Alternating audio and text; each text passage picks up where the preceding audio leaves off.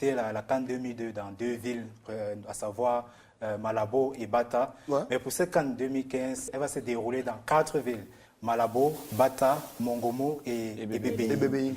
Et en ce qui concerne les stades qui vont abriter les différents matchs de cette CAN, pour le stade de Malabo, qui est le deuxième stade le plus prestigieux de la Guinée, qui compte 20 000 places. Qui compte 15 000 places. C'est 20 000 oui. Et le stade de Bata, qui est le stade le plus prestigieux. 40 000 places. Comme vous voyez sur les images, 40 000 places. Bien sûr. Le stade de Mongomo, 4 000 places. Ouais. Et le stade de Bébéi, 5 000 places. Mais cependant, il y a eu des travaux supplémentaires qui ont été réalisés sur les stades de Mongomo et Bébéi, notamment la rénovation du gazon qui a été transporté depuis l'Europe. Donc les joueurs auront le privilège de fouler les nouveaux stades de la Guinée.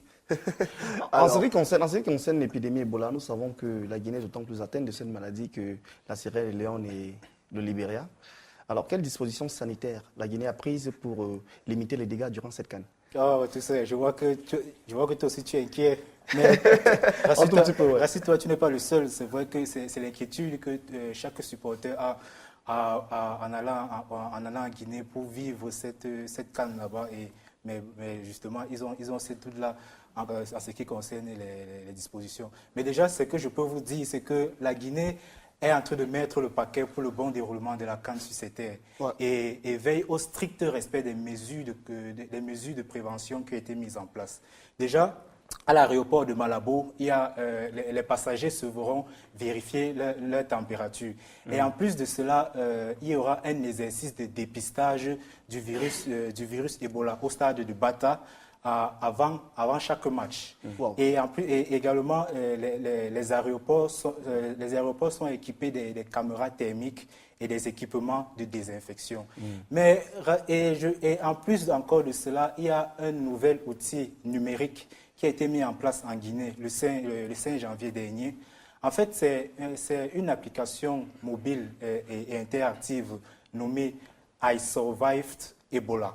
En fait, c'est une application grâce à laquelle des personnes qui ont survécu à Ebola se connectent entre elles pour pouvoir transmettre les conseils de santé publique et même de tenir le monde au courant des défis auxquels elles sont confrontées après leur établissement. Waouh, super.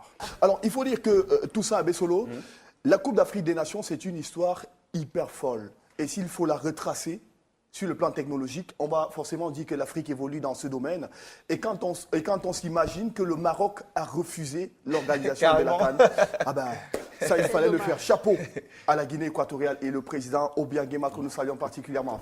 Alors tout ça, merci à Christian Lonki de nous avoir édifié. Le public va te raccompagner et j'espère que la semaine prochaine, tu vas nous remettre cette danse ici. Et on dirait que nous sommes encore en forme comme aujourd'hui. Non, tu le seras. Alors, Francis Longuené, positionnement stratégique, Joanna, où le garçon se trouve ce soir en mode fashion. Il nous édifie encore. Il nous parle en fashion des maillots déjantés de cette Coupe d'Afrique des Nations. Wow. Côté glamour, il nous propose de revivre encore les cérémonies d'ouverture et de fermeture des Coupes d'Afrique des Nations. Ah, je m'en souviens encore. Original. Les meilleurs jubilés des CAN. Je me souviens du jubilé de Djedje Okocha qui disait au Cameroun, c'est pas ici, au Nigeria. Allez, FGO, on te prend tout de suite pour plus d'explications. Buenas tardes, Romaric.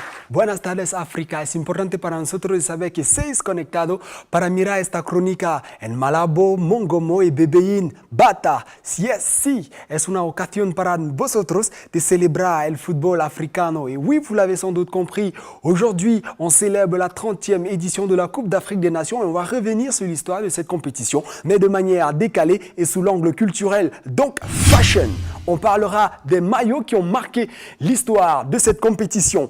Glamour, on parlera de quoi? Ah ouais, on parlera donc de la cérémonie de clôture qui a eu lieu il y a 3 ans du côté de Bata, la cérémonie de clôture de la CAN 2012 qui a fait beaucoup parler, parler en termes de design, en termes d'originalité, et puis on terminera logiquement par la séquence originale. Oui, on parlera des meilleures célébrations de la compétition, les meilleures célébrations des footballeurs africains à travers le monde et sans doute lors de la Coupe d'Afrique des Nations. Donc si tu es prêt, tu t'installes confortablement parce que FGO es ahora.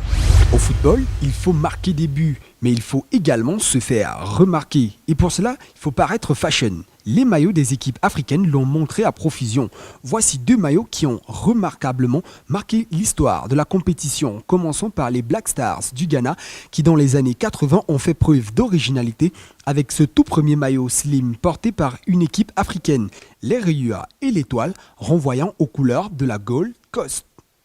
Année 2002, le Cameroun innove avec un maillot qui fera parler le continent jusqu'aujourd'hui. Il s'agit en effet d'un vêtement démembré style basketball, suscitant beaucoup de polémiques. Le maillot va être finalement accepté par la CAF et le Cameroun va remporter la compétition à Bamako au Mali. Le design va tellement faire le buzz dans le monde que Serena Williams, la joueuse de tennis américaine, va s'en inspirer et va disputer plein de tournois du Grand Chelem avec les couleurs du Cameroun. La CAN 2012 est l'une des plus marquantes de l'histoire. C'est la dernière à s'être disputée lors d'une année paire. Et pour cela, comme cette année, l'Afrique centrale a été sollicitée.